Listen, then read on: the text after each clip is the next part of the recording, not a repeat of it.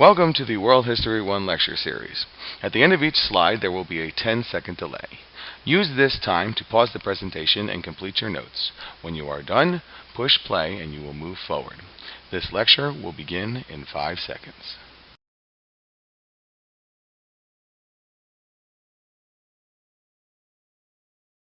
Welcome to World History 1 Lecture 9.7 on the foundation of the Italian Renaissance, and let's talk about some Renaissance men. You know them well: Donatello, Leonardo, Raphael, and Michelangelo, the Teenage Mutant Ninja Turtles. No, the Ninja Turtles are not from the Renaissance, but they are named after very important Renaissance figures. What do I mean? Here's the real Donatello, and he sculpted this statue of St. George. Leonardo over here is really Leonardo da Vinci. He painted such famous things as the Mona Lisa. Then we have Raphael. He painted Cherubini. How many of you have seen that picture around Valentine's Day? And then there's Michelangelo. He created the Statue of David, among other things. So, these people were obviously important enough to have cartoon characters named after them. But the real question is, how will these people change the world? What is it that these individuals did that bring us out of the medieval era and into the modern era? We're going to answer those questions today, and with that said, let's go to the next slide.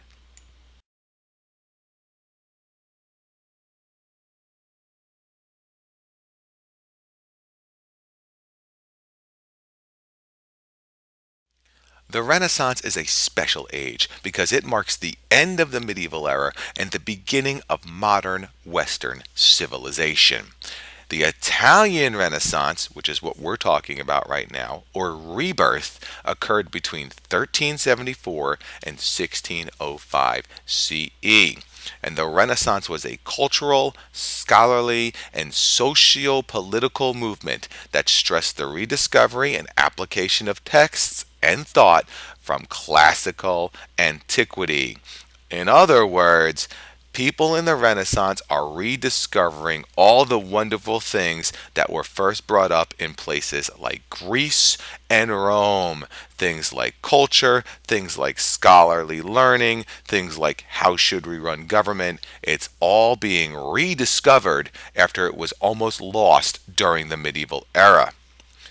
The underpinnings of the Renaissance, or the beginnings of the Renaissance, can be traced to Western religious scholars and the flight of Eastern scholars from Constantinople after the Ottoman conquest. Here's the deal.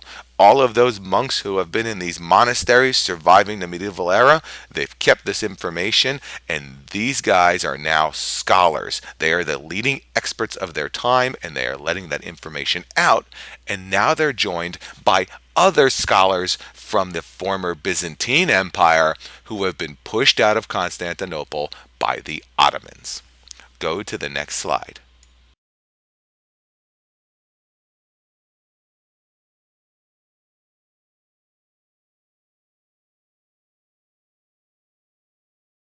It's not like Western Europe woke up one morning and said, hey, let's have a Renaissance or rebirth. Instead, the Renaissance begins in northern Italy and spreads into the rest of Western Europe. So you could say that northern Italy is Renaissance ground zero, and 3 Italian city-states, Florence, Venice, and Genoa, are focal points.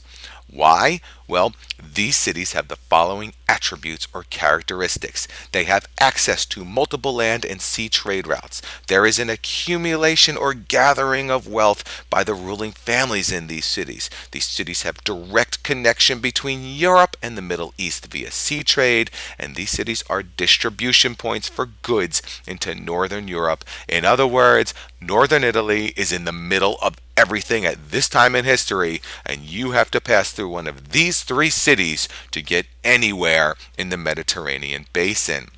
And these cities are independent city-states and act as republics or mini-countries. This is not the creation of a new Roman Empire. Instead, think more about Greece. These are like Athens and Sparta. Florence, Venice, and Genoa act independently, and they are there to do the best they can for themselves. Because of this, wealthy merchants in each city-state are active civic and cultural leaders.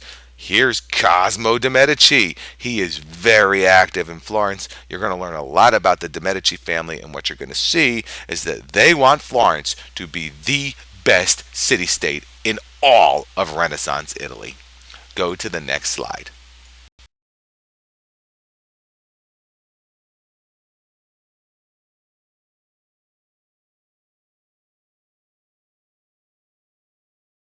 Unless you win a multi-state lottery, it can take a long time for families to gather enough wealth where they become powerful. Well, during the Renaissance, families in northern Italy were already powerful because they made their money back in the medieval era off of the Crusades. Crusaders generally made multiple stops on the Italian peninsula on their way to the Holy Land. It works like this: Western Crusaders come into Italy, they spend all their money preparing for the fight, and then they go from Italy to the Middle East where they fight holy wars. Because of this, we have to talk about Venice. Yes, that Venice. Venice becomes a focal point for increased trade, not just from Italy to the Middle East, but for new Eastern products, as well as for the use of credit and banking and productions of goods to trade with the East. So Venice is becoming a trading center with the Middle East, and stuff's going back through Venice into Western Europe. In other words, Venice is in the right place at the right time. Go to the next slide.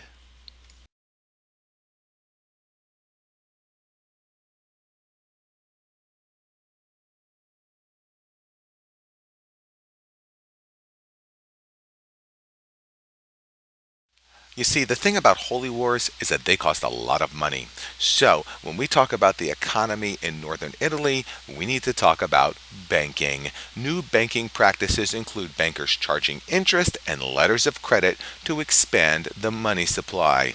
What does that mean? Well, you see, there's not enough money to go around, and these folks from Western Europe are coming into Italy to go fight holy wars, and they don't have a lot of money.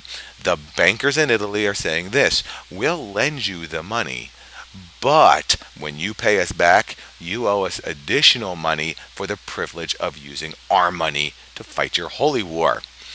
Bankers also use new accounting and bookkeeping practices. They're using Arabic numerals, and the church regulates against using or charging interest. Here's the deal: people have to believe that they're going to be treated fairly if they're going to use the banking system set up in these Italian city-states.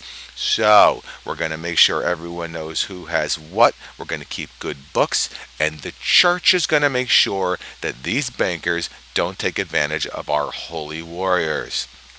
All of this encourages secularism in northern Italy. Secularism is the separation of government and economic institutions from religious institutions. We know secularism well here in the United States. It's written into our Constitution. It is the separation of church and state. Go to the next slide.